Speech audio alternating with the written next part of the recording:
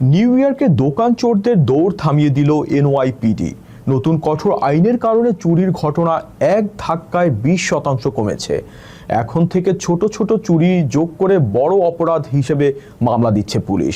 টহল বৃদ্ধি এবং ট্রেসপাসিং নোটিশের মাধ্যমে গুরুত্বপূর্ণ শপিং মলগুলোতে নিরাপত্তা নিশ্চিত করা হয়েছে, যা ব্যবসায়ীদের বড় স্বস্তি দিচ্ছে।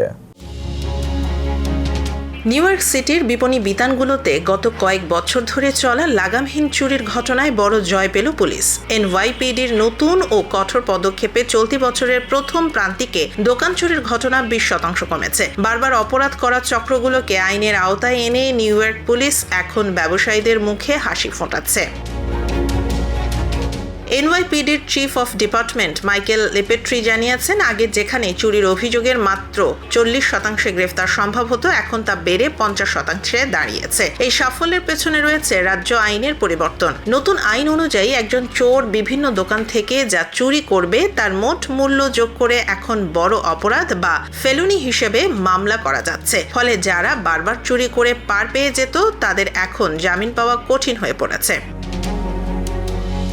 পুলিশের এই কৌশলটি বহুমাত্রিক। শুধু গ্রেফতার নয়, গুরুত্বপূর্ণ বাণিজ্যিক এলাকাগুলোতে পুলিশের টহল বাড়ানো হয়েছে। বিশেষ করে ছুটির মৌসুমে ফুট পেট্রোলিং বা হেঁটে টহল দেওয়ার কারণে চুরি 41% পর্যন্ত কমেছে। এছাড়াও অভিযুক্ত চোরদের নির্দিষ্ট স্টোরে ঢোকা নিষিদ্ধ করে ট্রেসপাসিং নোটিশ দেয়া হচ্ছে, যা ভঙ্গ করলে অতিরিক্ত সাজার ব্যবস্থা রাখা হয়েছে।